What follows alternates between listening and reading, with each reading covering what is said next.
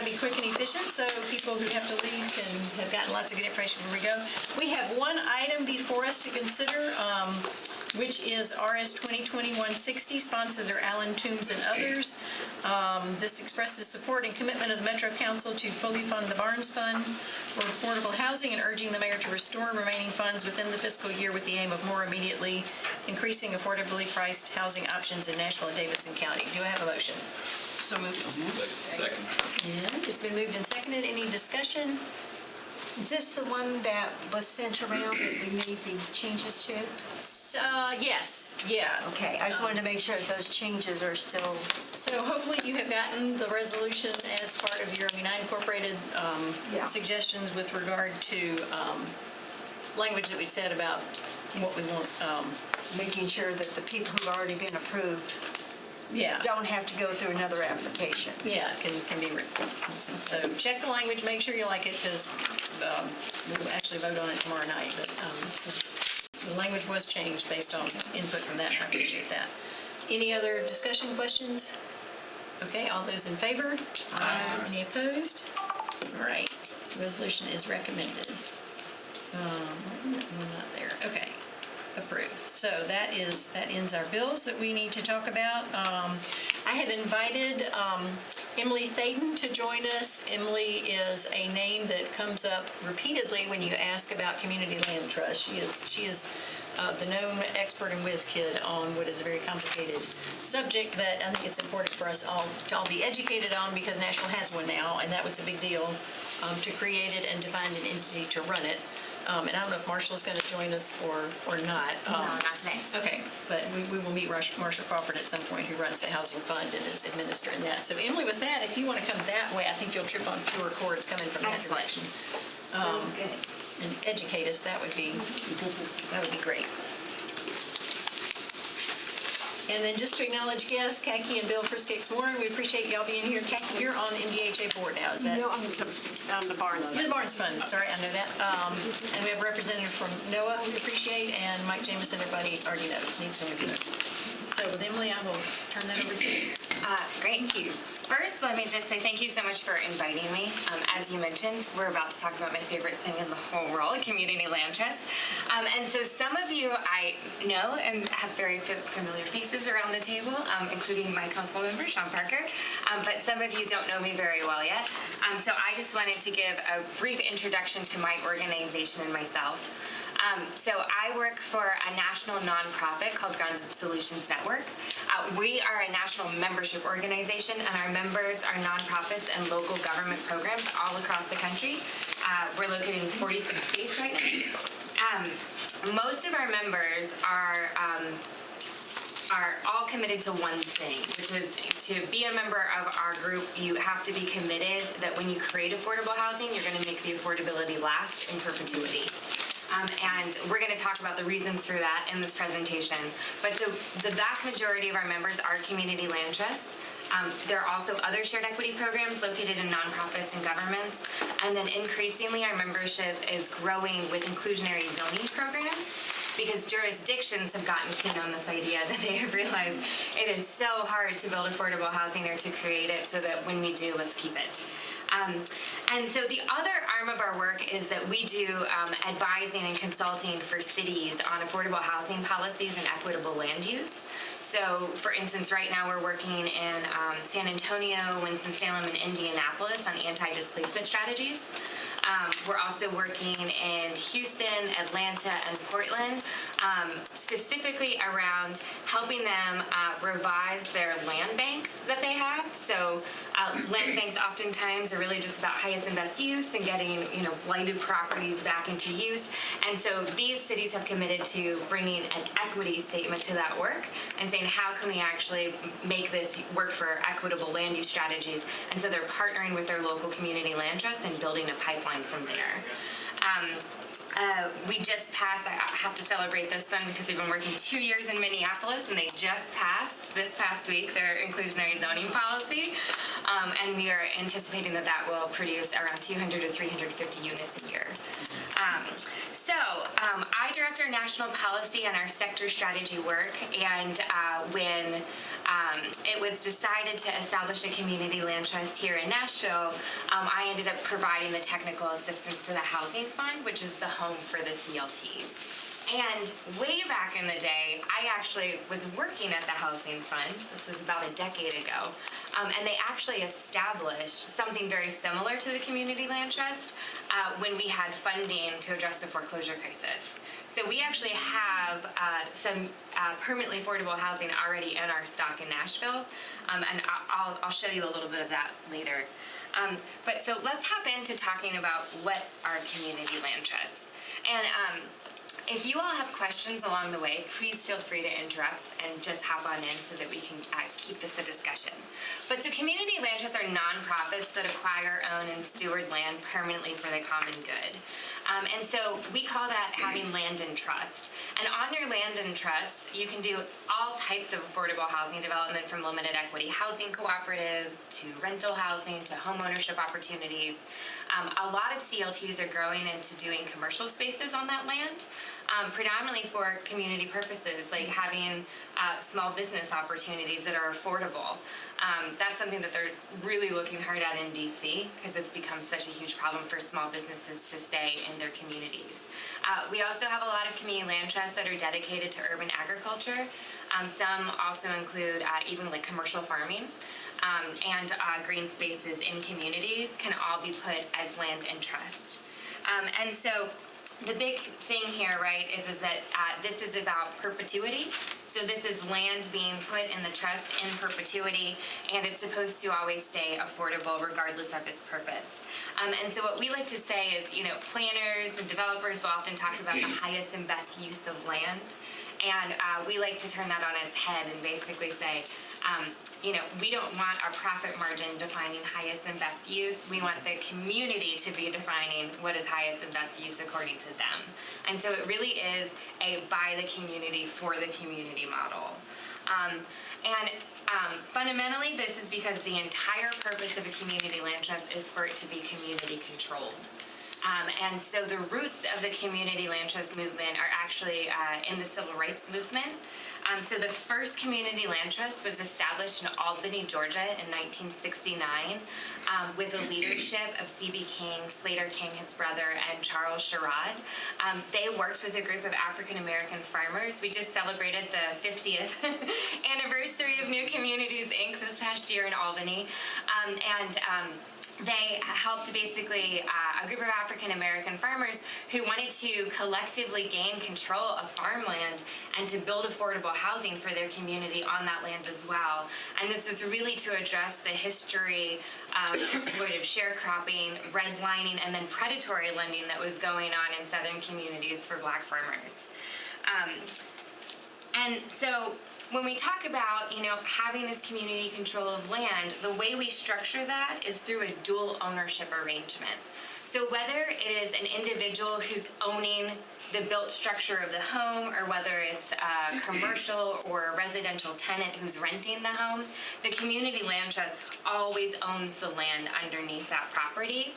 And it's through a ground lease that we tie the improvements of the built structure and the land together. And it's within the terms of that ground lease that we're locking in that commitment to permanent affordability. So when CLTs are delivering homeownership specifically, the way they do that is that they're going to sell at a lower affordable price, so it's going to be lower than market rate, and then the homeowner is going to agree to sell that property at a lower affordable price in the future to the next lower income buyer. And we do that over and over and over again. And So is that based on like Yeah. a percentage of what market rate is, or how do you determine that? yes, so that's done through a resale formula, and that resale formula can be structured in many ways. But you have to do a pretty complex market analysis. You have to look at that market analysis over time, and what your whole goal is to balance wealth creation for homeowners with maintaining that permanent affordability. And so, for instance, in Nashville, the resale formula that was decided upon was a fixed rate formula, meaning that it's just if I bought the house, let's say at $150,000, then every year I'm going to be able to get $1,500 of the appreciation when I sell my home. Other places do it where it's 25 or 50% of the appreciation goes to the homeowner. But some places are deciding to not tie it to appreciation in the market at all. And there's pros and cons. It's very complicated. So does that mean that? Decided, but So that sounds like you're saying the house price 20 years from now will be the same it is today. If you're only getting a part of what you've already you're getting paid into. yes, you're getting a part of the So appreciation. if a house sold for $150,000 today, 20 years from now would sell for $150,000? Is that what you're saying? No. So the price would increase by whatever this formula determined price was. So let's say if the formula is that the homeowner receives 25% of the appreciation. If that home appreciated by, let's say, $50,000, then they would be walking away with 25% of that just from the appreciation. So in that $150,000 thing, then it would sell for $175,000, Right. right? It would be going up. So you're determining the future price based on this formula that has absolutely nothing to do with the market. That's right. Okay. Yes. So the very idea, oftentimes people refer to CLT homes as taking them out of the speculative market and taking them out of the market. And so they can be, so some formulas may be tied to the trends in the market, but some are completely divorced from that. And I'll show you another example here in just a minute. But so what CLTs are really known for is really this special home ownership model that they use, and we call that shared equity home ownership. Shared equity home ownership exists beyond community land trusts. So limited equity housing cooperatives are another form of shared equity home ownership. A lot of inclusionary zoning programs are using deed restrictions, and that is a form of shared equity home ownership. But oftentimes people will interchange CLTs for meaning shared equity home ownership when they're delivering this model. And so in exchange for buying the house at a below market rate price, the seller is agreeing to limit the proceeds for which they can sell the home in the future to another lower income buyer. And so a lot of people initially when they hear this, they're like, wait a second, isn't the whole point to be like massive wealth creation? Like that should be the goal. Let's help lower income families and people of color get into a home ownership opportunity that's going to build them the maximum amount of wealth.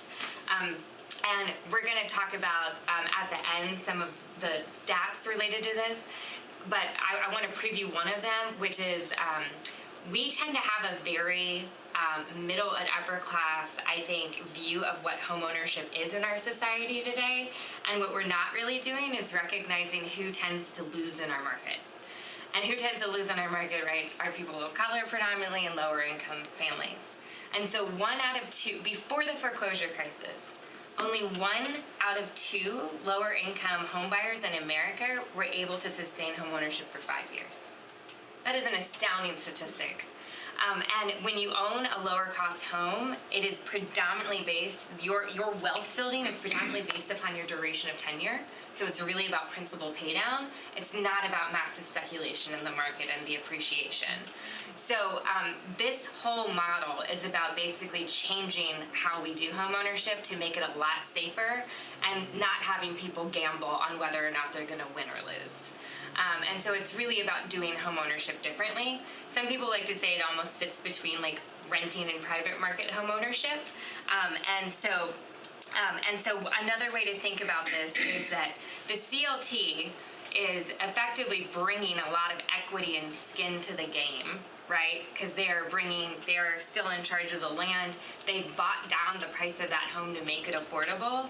And so the homeowner doesn't get to walk away with the entire investment at the back end because they didn't have the entire investment on the front end. And so like we were saying before, it's all about balancing wealth creation with making sure that the property stays permanently affordable. And Emily, just to contrast, we had some things that were done in the early 2000s where there was a pilot and they were affordable for a short amount of time, and then they went right back up to market rate. And so we put a lot of effort and didn't get tax income from that, and it created some affordability for 5 years, and then it was gone, and we had to start over again from scratch. So. And I was just about to walk through the example of that point, because it's a really, really important point. So before I hop into this, I feel like people tend to have Oh, sorry. So the big thing about this model is, so some people hear about the community land trust and they love it, and they're like, are you a socialist? What is going on here, right? And they think that it's this radical new notion of community control of land, which you know, I'm a big fan of it. But it's also this model, because it's a self-sustaining model. A one-time public investment keeps a home permanently affordable. We're seeing in Washington tremendous bipartisan support for this, because people are realizing this is a prudent and more effective use of public funds. And so I want to show you the example of how we have traditionally done affordable homeownership in America in our public policies, which has been down payment loans. And so the way that typically these have been forgivable. And so if we walk through this example here and compare it to the CLT model.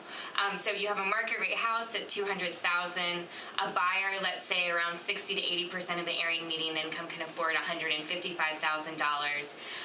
What we would typically do is give a $45,000 down payment loan that would burn off over time. So 10 years later, we've invested $45,000 in this home. The home has appreciated by $40,000. They sell the home at that price, and the seller walks away with the principal, they walk away with the appreciation, and they walk away with that down payment.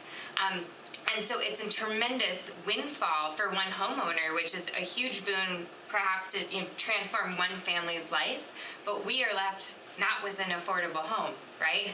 We're not left with an affordable home, and now if we wanted to make that same home affordable to another family, we have to come up with more money to do so. And so the alternative in the CLT model is that we actually are we're embedding that subsidy into the land, into the property. So the homeowner is not getting the subsidy as a second loan. They're instead just buying the house for that discounted price of $155,000, which is what they can afford. And then per their resale formula, they're going to see some appreciation, some of the money that comes from appreciation, and also see their principal pay down and their down payment that they put down in return. So in this example, the homeowner would receive $57,500. So are there any questions about that? Let me sit with it for a minute. The math is not. What did you subtract? Yeah, how did you get to the 50? The seller's proceed. How did you get to the 57? Sorry? How did you get to the 57.5? Oh, sorry. So there's math behind the scenes here around the principal that was paid down. Okay. So it's principal pay down, and then it's also their appreciation that they receive. All right. Yeah. So, and I'm happy to show you guys the details behind all of our math if you'd like to see it. So the other massive benefit that we've seen through the CLT model is going back to your point, which is we are actually building economic and racially integrated communities by function of keeping these homes permanently affordable. Because what you tend to see happen, right, is that most affordable housing programs have been targeted at disinvested communities. So then we're bringing in nonprofit resources and public resources to bear. They're being revitalized. And then it's at that point when gentrification occurs and the neighborhoods are actually becoming higher opportunity and the schools are good. That's when all of our affordable housing in America ends up reverting back to market rate. And so then we're not even offering that benefit to the people who deserve it the most.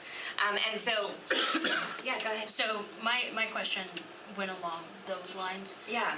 As to what the application process looks like, who's applying for this, who gets first dibs? Is it the people that live in that community? And it's not just about permanent residents, but what happens when someone who is an undocumented immigrant wants to apply for this? Are they accepted? So that varies greatly by the jurisdictions and nonprofits operating these programs. And some of it varies by the risks that programs can and cannot take based upon their jurisdictions or their state laws, those kinds of things, right? So some places have very, very stringent interpretations of fair housing. But then in other places, they've done, like San Francisco, for instance, did very, very extreme work and actually really challenged a lot of legal claims around fair housing to be able to prioritize that people who lived within their neighborhoods are actually prioritized for this housing. So there's fair housing questions involved in what you're asking, and then also depending upon if you have federal dollars in some of these homes, then that changes things around status. There's things like that we have to factor in. But these programs can absolutely be designed if they have the enabling support around them to be serving and prioritizing the local community. What does Nashville's look like? Nashville, I don't know if they actually have selection criteria because they still don't have their first home on the market. But we did have discussions about that when I was their technical assistance provider, and I think that there were some questions that were brought back to the city relating to that where I just don't know how it shook out. But yeah, it's a really good question. Who do you think would know about that at this point? Is there someone in the mayor's hopefully- office we could check with? Hopefully Hannah and Marshall Hannah Davis. Crawford can give an update on where that stands in terms of selection criteria. Yeah. Yes. Now, when we say that the Community Land Trust owns the land, so then if I buy a home, you tell me whether I can add a garage on or not, or whether I can put a playground in my backyard, or in other words, what kind of criteria do I have to go through to make changes to my home? Even though I own the house, I don't own the land it's on. So are there hoops Yeah. I have to jump through? Yeah, so the model ground lease, which is what most of the CLTs across the nation are based on, it's trying to make sure to balance this entire thing around, you want your homeowners to have autonomy and liberty and feel like homeowners, because they are homeowners, right? And you have to do certain things to protect that changes to the home will not prohibit the benefits of that home for future home buyers. So typically what programs end up landing on in terms of like when does a homeowner need to go to the CLT because of things like capital improvements or repairs, or things like if you're gonna change the number of bedrooms, if you're gonna put in a pool. There's some things like that if you're going to end up tearing down any of the structures on the property, because that could affect the what happens for future homeowners in that So property. there would be some permission that would need to be For those kinds of things, yeah. Not for things that are like renovating your kitchen or painting your walls or anything like that. Yeah. But so that's written into the ground lease, and these programs all have to do extensive education with the home buyers well before they're sitting down to purchase a home. You have to do extensive education. Yeah, because it sounds like a lot more than most people think. Oh, I want to put my kids want to play, so I'll put out the swing sets. But if I have to go talk to you before I put a swing set, Yes. I mean, how detailed does it get? It's not very. It's on the big things. It's on the really big things that would affect property value or affect who could be served in that household in the future. So you don't want, for instance, if you went out of your way to create a 4-bedroom house for a larger family, you wouldn't want those 4 bedrooms to turn into a 1-bedroom open concept house. So it's things like that you're trying to protect in terms of your ground lease. But there's a lot of education that has to go in, and we like to say, this doesn't warrant itself to a hard sell.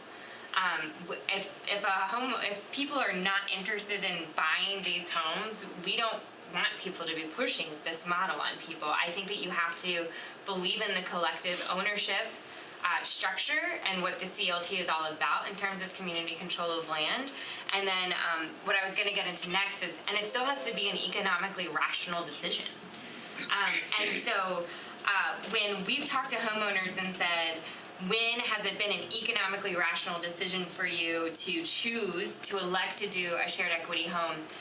The first one is there's absolutely no way that I'm going to be able to stretch and ever be able to buy a home but for this below market rate price that you can offer. The second one is it's an economically rational decision for me because I can get into a neighborhood that I would never be able to live in. Otherwise, I have to live an hour and a half out of town, and that's my option to own a home. And the home might not be in great condition, and I don't have the repair funds that are necessary, things like that. And then the third one is people say, I don't want to stretch at all to own a home. I mean, I think that, if we talk to most of the people in our lives, I don't think most of us want to spend 30 to 45% of our income, which is permitted in the secondary mortgage market, to own our home. And so, especially when we're talking about families with modest incomes, we are very supportive of families getting in with a much more affordable mortgage than that. And so that's really when I think families turn to this model. They say, but for renting and but for knowing that this model is going to make it so that homeownership is very sustainable, that's when you elect to do this. And so when we look at it in Nashville, I just want to show that it was really, the year was 2013 when we saw that the median sales price in Nashville took off away from what was affordable to households at 80% AMI. And when we talk about people at 60% of the area median income, it's been, well over a decade. And we also know that these lines have diverged a lot more since 2017 when we last did this analysis. But so on average, these programs across the country are serving households at 63% of the area median income, which is far below what you typically see with like an FHA or a modest down payment assistance kind of program. So it is increasing access to homeownership for those who wouldn't be able to get it otherwise.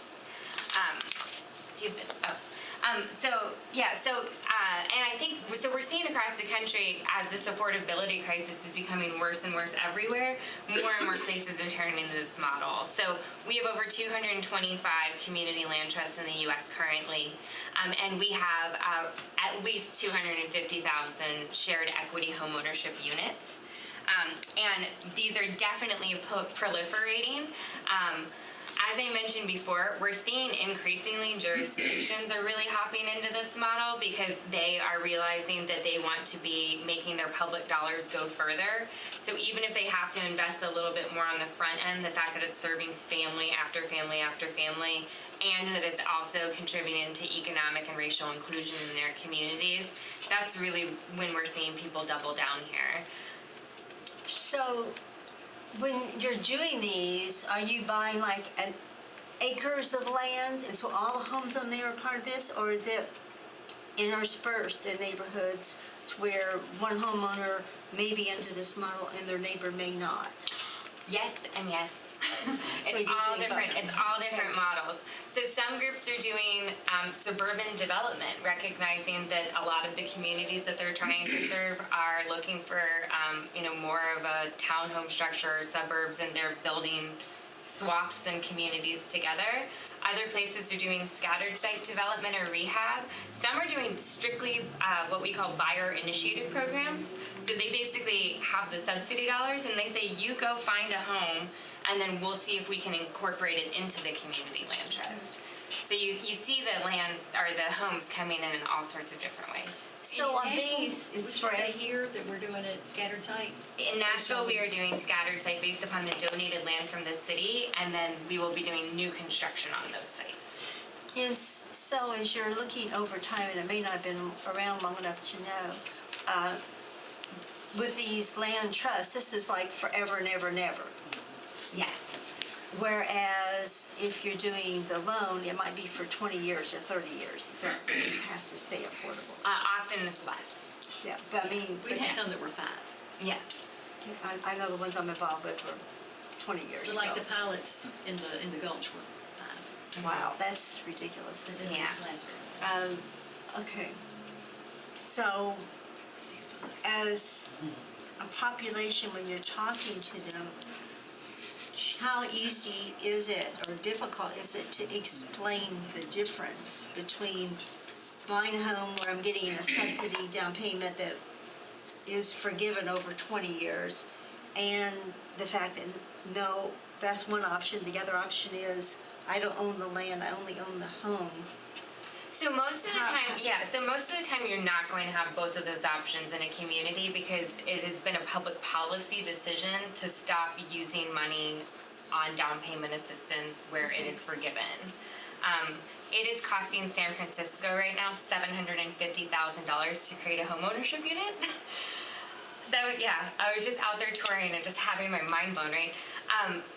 In Boulder, they completely have moved to this model where they're saying no more down payment assistance. It's costing us anywhere from $150,000 to $300,000 to create a homeownership unit. We want to be making sure that if we're just spending that money, it's a permanent unit. And so typically you see those programs not being used as much. That doesn't mean that you won't see, like for instance, through the federal home loan banks, they will, a lender may offer some down payment or closing cost assistance that's more modest, or your state housing finance agency.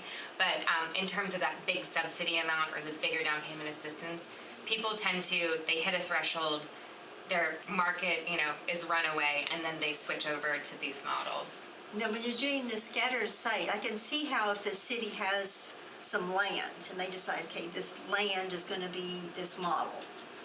That's pretty easy to conceive, but like when you were saying you go find a house, so does that mean homeowner is going to sell my home and I'm going to get a check from the city for part of that at closing and a check from the lender of this person for the other part of the closing? I mean, how? So at that point, the city doesn't really know. It would just be like a traditional deal. So it would be like a traditional deal where, so if, for instance, let's say the Barnes Friend gives a grant to the CLT in Nashville, and the CLT is doing a buyer-initiated program, that the homeowner will go out just like anyone in the private market and go and elect to buy a home, and the CLT will come at the closing table and separate the title to the land and bring whatever subsidy is needed to make that affordable. So they'll determine what percentage of this cost they think is for the building, what percentage of this price was for the land. Well, we're going to get into that next, actually. So let's hold your question and come back to it. So a major common misconception with community land trusts is that people think, oh, as long as the CLT has the land, then they can create affordable housing. And they don't need any more money to do it. And that's not the case, because in reality, what we're solving for on a financial level is whatever the fair market value of a property is, if you're doing this buyer-initiated program, or if I'm developing, whatever my total development cost is, minus what my targeted lower income buyer can afford, right? And that's my affordability gap. That is not going to always map onto what the cost of the land was. So even though you're separating title, that is more of a legal structure that we're utilizing to secure the permanent affordability in the contract, but that's not necessarily the subsidy amount that went into the house. Because typically the land value will be less than that affordability gap. And so you would have to come up with additional subsidy. Does that make sense? Or own the land to start with. Or be given the land for free, like well, even some if of the back tax property. Even if you're given the land for free, that doesn't necessarily mean that my total development cost is low enough to match what my low and moderate income home buyer can afford. Okay. So we actually did this, and so this is from when I was working with a housing fund. And so we did this analysis on 2017 data. And so so if we look at the second line here, the cost to deliver, we went and we saw the loss that the housing fund was given, and their value was like ranging from like $25,000 to $50,000. After talking to developers and doing our research, we assumed $120 per square foot. So it was going to cost $209,000 to deliver as a total development cost, since we got the discount on the land. And so then we were doing the pricing for 50 to 70% of the area median income, and that affordable price needed to be $155,000. And so the additional subsidy necessary to create a shared equity home was going to be around $55,000. Now, all deals are going to be different based upon, what your build costs are. Right now, my hunch is that construction costs are only going one direction in this town, it seems like lately, so that subsidy might actually be more at times, and sometimes it might be less. Some of the benefits of some of the lots that housing fund received for the CLT is that 2 could be built on 1 lot. And so that will be beneficial in terms of getting the most out of the land possible. But so I did just want to make sure that we all understand that just having the land doesn't make a CLT home. So in this case, would you need to have the land trust and a down payment assistance program to get that price down to affordability? No, so what you would do is effectively that subsidy would go to the community land trust, and the community land trust would do the total development.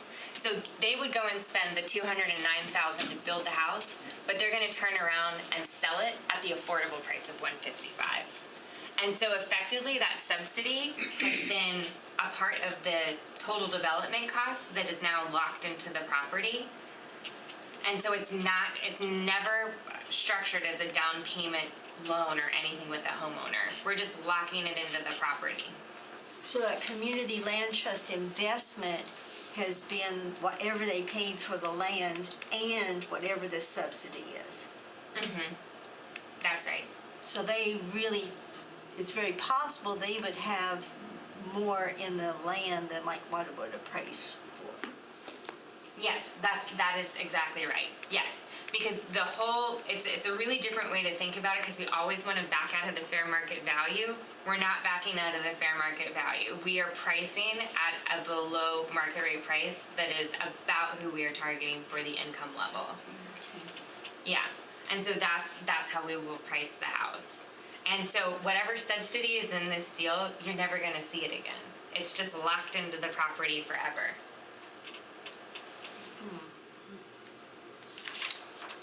And so when we talk about filling that affordability gap and how we do it, obviously donations of land do help to offset the cost.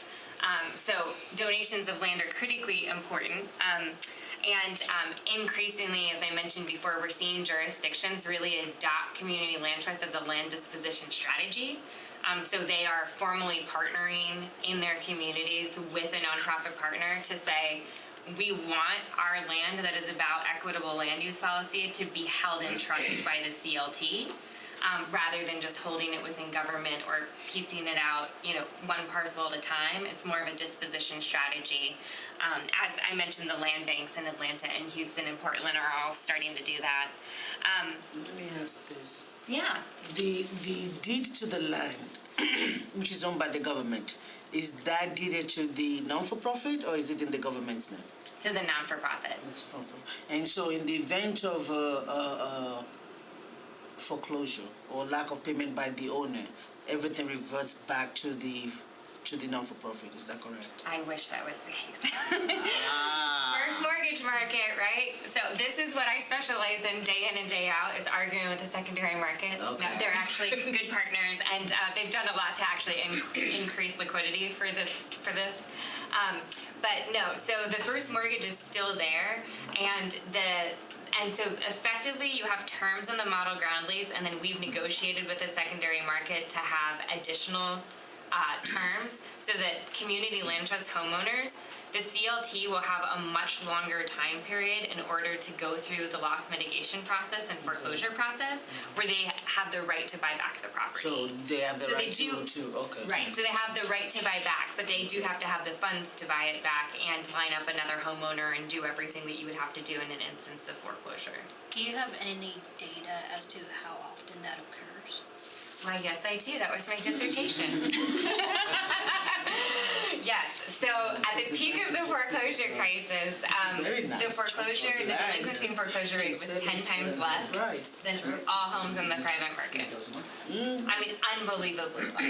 It was, the foreclosure proceeding rate was 4.6%, and it was 0.46 in community land trusts all across the country. So, I mean, it's basic. The lender has an incentive to negotiate with the CLT. I mean, they really do. Like, this is a very If they can go sell it at a higher market rate, what's the incentive to negotiate? Oh, because the ground lease still exists. Oh, because they still don't own the land. They still don't own the land. I hate that. Oh yeah, no.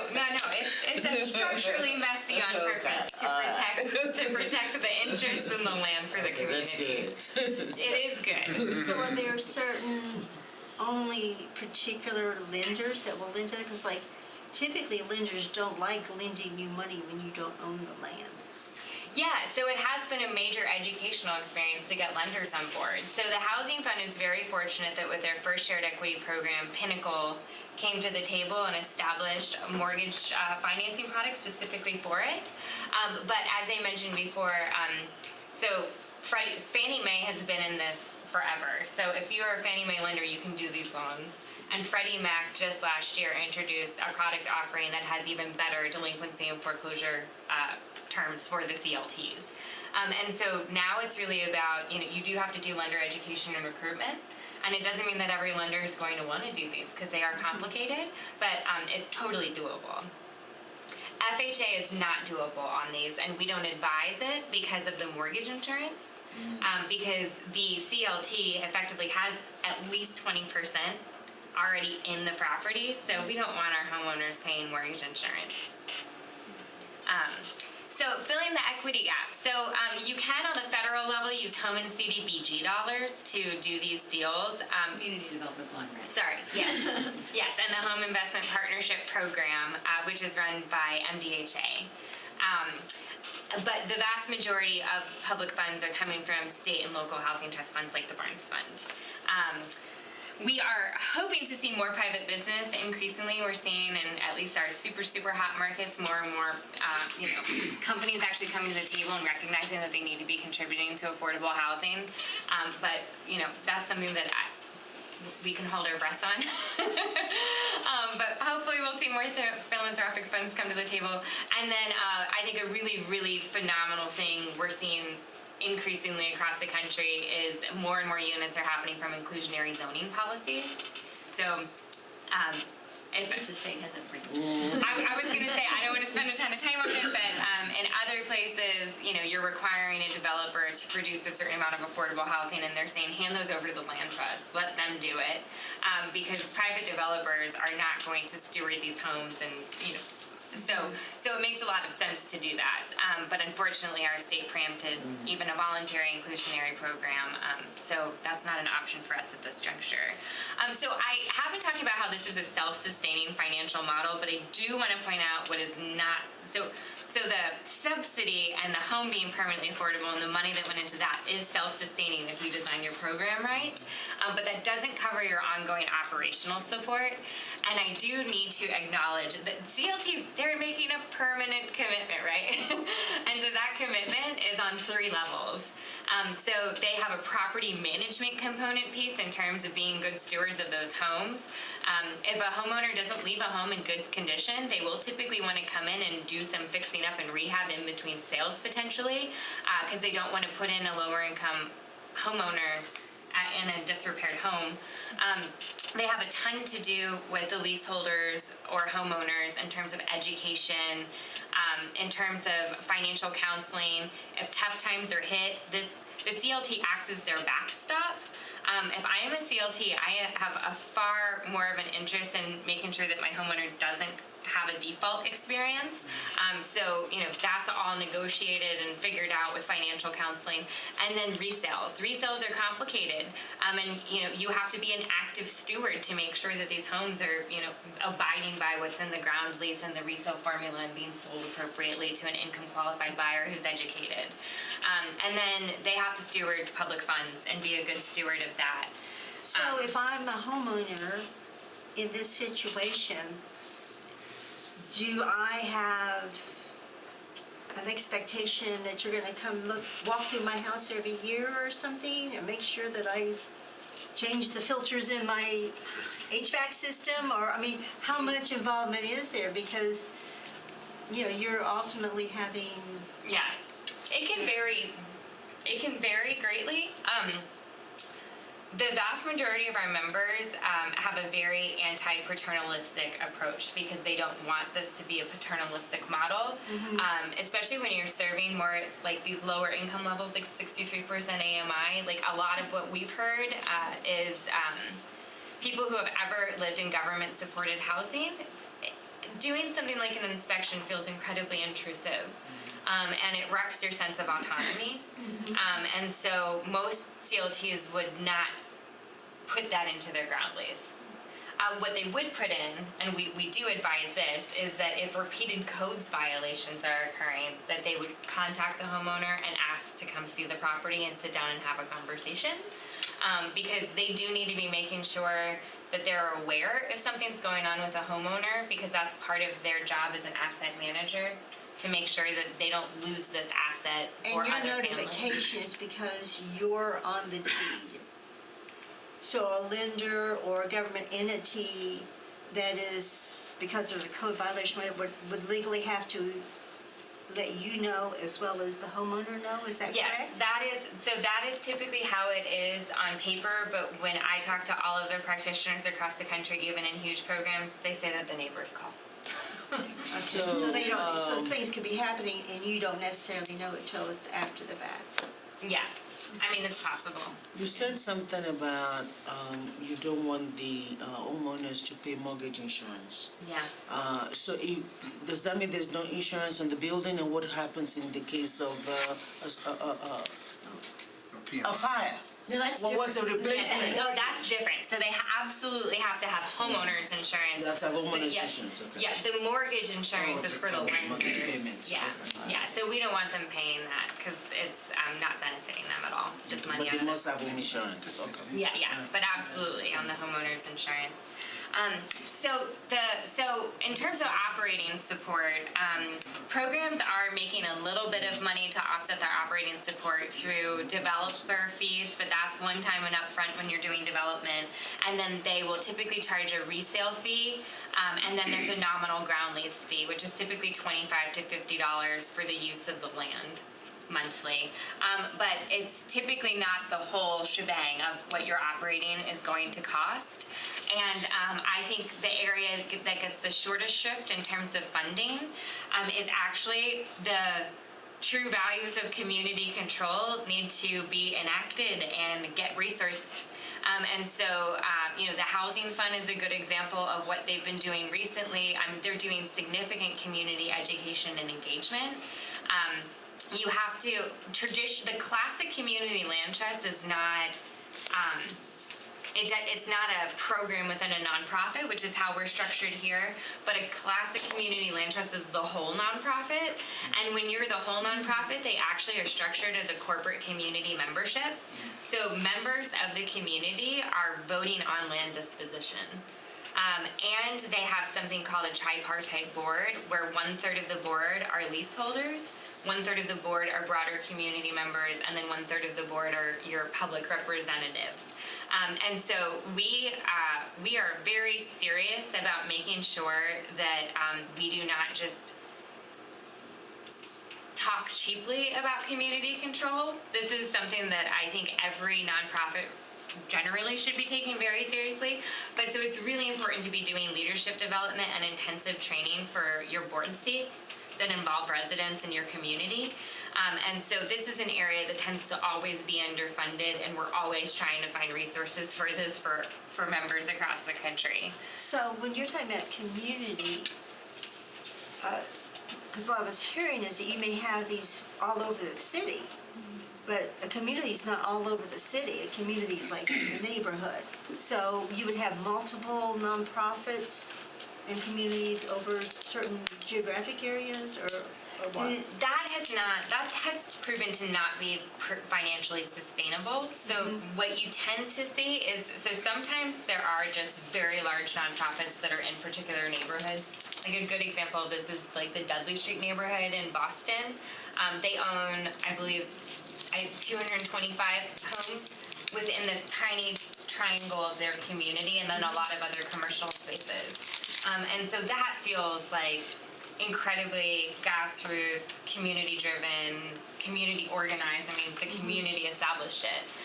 In other places, you do see that like nonprofits are doing things like almost like a hub and spoke model. So they're going to go partner with like the Strong Neighborhood Association or with the neighborhood group and say, what do you want us to be doing? What is your community asking for? And then meeting with the community that way. So that's how you get community involved. Okay. Yeah. I mean, no one should be calling themselves a community land trust and not talking to the community about their development. That is like such an essential part of this. What does the land maintenance look like specifically? Like if you have land that is donated to y'all that's on private road, and then you guys have to maintain that as well. Like, how deep do you guys get into that? So our members are choosing so if they're being offered land, they're going to evaluate if that land is an asset or a liability, and if it can do something for the community, or if it's just gonna be killing them financially, right? So they wouldn't just take any land because it was offered. Yeah, and so I just wanted to quickly highlight here, as the geeky researcher that I am, that we just published a huge performance report on shared equity across the country. It was on 7,000 transactions over 20 years, I believe is the number. We are increasing access to homeownership. So as I said, on average, we're serving 63% of the area median income. I already went over our foreclosure statistics, but so when 1 in 2 lower income homeowners before the foreclosure crisis weren't sustaining homeownership for 5 years, over 90% of ours are. Far lower foreclosures, wealth is being built, so you can see in market upturns and downturns, and actually some of the really good news is that in downturns where wealth was stripped from communities of color, we did not see that happen in our model whatsoever, because the CLT opted to backstop it and said, we're not letting you walk away losing money because the neighborhood market plummeted. And we are, in fact, keeping our commitment to preserving affordability. So the households are actually, or the houses are staying affordable at the exact same target income than when they were reformed, which is exactly what we want to be seeing. And I love ending with pictures, so I just wanted to remind you all, if you don't know this, that the first shared equity homes in Nashville were established back in 2009 or 10, and this is in Wedgwood, Houston. This is Chestnut Row, and I did this development when I was at the Housing Fund, and I actually just ran into a homeowner over this past weekend who is living here. She works in the public school system, African-American woman, and I asked her if she was still there, and she said, I'm never leaving my home, and I would never be able to live in this community but for this opportunity.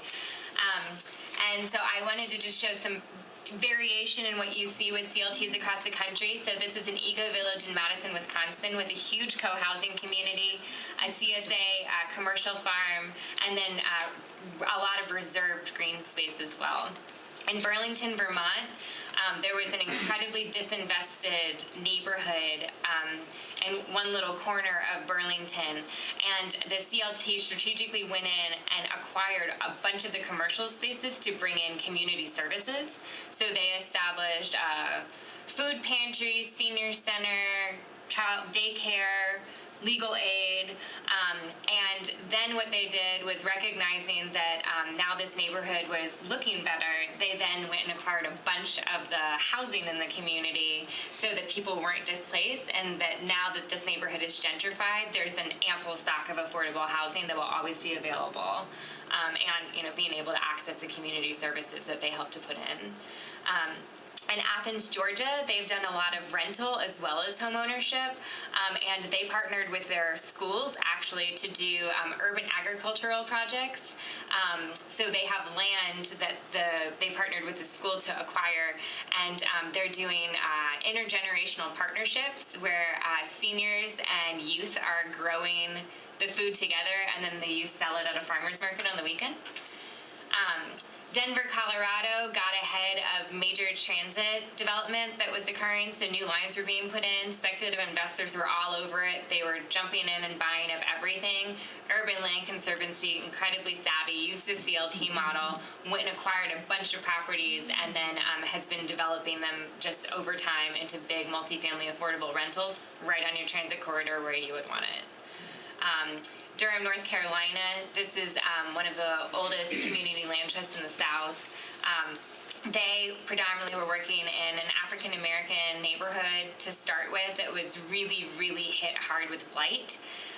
And so the neighborhood organized and actually ended up forming the Community Land Trust originally. And they did a lot of sweat equity as a community to establish the first community land trust homes. And they also have been adding since that time and expanding out, so moving from a neighborhood-based one to more of a citywide one. So they have a lot of affordable rental properties now, but that original community, it's like pretty insane. 30% of the housing in that neighborhood is still permanently affordable, and then the rest of it is like it's like fancy East Nashville. So it's pretty impressive. They're coexisting peacefully. And they're right, That's the yeah. And so it really is delivering on, mixed income development and racial integration in a way that feels, I think, quite meaningful, especially in Durham. So the community land trust does not have to be started by the government or funded by the government? It could be individuals coming together to form the 501c and paying for the land? Or does it have to have a government ties to be? Well, so I think that it's a hard question. So a lot of groups start out grassroots, and then what they're doing is they're organizing to get government support. Because the money has to come from somewhere. And so what you can't do with the community land trust is get around the need for like pure grant subsidy. Like you need dollars, you can't do it just on financing. And so somehow you have to solve for that, and the price tag is pretty big because we're talking about housing and we're talking about, we can't beat our markets. But it doesn't get cheaper over time. And so, unless we had a major recession, I think back to during the foreclosure crisis, and if we had actually acquired as much property as possible, where we would be today with a land trust. But so, I think the time is now to do what we can. Yeah, and so we have our national conference in Minneapolis. If anyone is interested, just let me know, and I'm happy to share more info. Yeah. Thank you. Thank you. Yes. So when you talk to governments and various entities about this, do you have a presentation that shows you can create 200 affordable homes and it's going to cost you this much if you do it through subsidies and loans, and it's going to do this much if it costs you through land? I mean, is there such a thing as a comparisons to show them because we're always, looking at budget and how are we going to spend this money?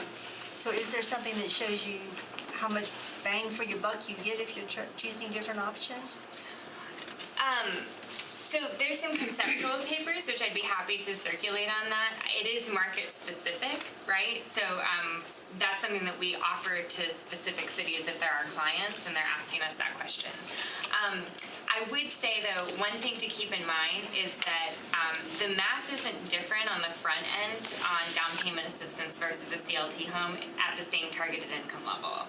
Because if a home is, let's say, in the example, $200,000, and what I can afford at somebody making 70% of the area median income is $155, that doesn't change if you're putting me into a CLT home or if you gave me down payment assistance to get there. So the question is really a question around, do you want to be locking in permanent affordability? Okay.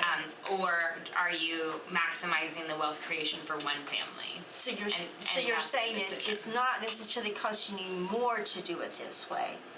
I think that's the kind of pushback we would get. Is it going to cost us more to do this than to do the loans? But you're saying it's going to be about the same amount up front. If you're targeting the same income level. Okay. Many down payment assistance programs, and increasingly we're seeing this across the country, are going up to 120% of the area median income. Yeah, and so the question is just around if you're actually trying to use your public dollars to serve the income levels most in need. I think it's that 60 to 80% range that make a lot of sense. And I'm not saying that you shouldn't be supporting people getting into home ownership up to 100%. It's a market question and it's a public policy question. Yeah. And be limited resources. Yeah. So earlier you were kind of covering the math, and you said like $209K is what it costs to deliver a unit with donated land. Was that correct? That was rough numbers based upon what we had. I know this is all rough, napkin math, but napkin math. it seems like mostly we're talking about single family, two family, and maybe like row home style building. Like, is there really any point where if you do considerably higher density that those units can be delivered at a much lower cost per unit? That would require less subsidy to deliver housing to people in these income brackets? I mean... So there's two numbers so you can play with your total development cost, right? So if I can bring that down, and that includes the value of the land, right? So it's whatever my total development cost is, and then the number that you can't play with is what income level you're targeting effectively. You can play with it a little, but you can't play with it a lot. And so whatever that affordability gap is, that's gonna be the deciding factor. So if you actually build more density on a donated lot, I'm actually creating more subsidy dollars that I need most likely, because my total development costs will be higher, but I'll be serving more people. So I see, but I mean like the per unit, subsidy per unit or per family would be lower needed, even though your total development cost is greater, because there's more units. Well, more units would mean more subsidy dollars I need per family. Because of that affordability gap, each family. Each family faces has the that. affordability Each- gap. Each homeowner would face that same affordability gap.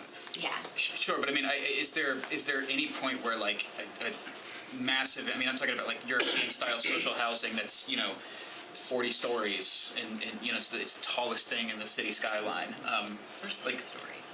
6 would probably be a good start for Nashville. But like, does the math ever work out when you increase density to that extent?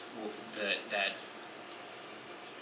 like for a nonprofit entity, there is no affordability gap. Like you could deliver these homes for like roughly what you would cost to build them. I don't think that is likely in this market, but I'm not saying that you can't get down your total development costs by building denser potentially. Yeah, for sure. I mean, that's definitely a possibility. And we can talk to Ellington Capital, which is a for-profit builder that has just opened up some units at 112th and Wedgwood. That's 5 stories tall. And they can talk specifics about building costs per unit that Oh, I'd love they to hear answer that, yeah. question. So Yeah. we have some Yeah. later on that. I would love to connect this information with Barnes Fund expertise and say, y'all have land and you have money. Is there, number one, do y'all have a mechanism for permanent affordability? Is it different from this? Are they complementary? Do these need to be working together? We have land because Metro has given us land. Yeah. And so when we have those lots, we kind of do two different things with them. One of them is sometimes our nonprofit developers take the land as well as some grant money to develop affordable housing units. The beauty of a land trust is that the perpetual affordability. Right.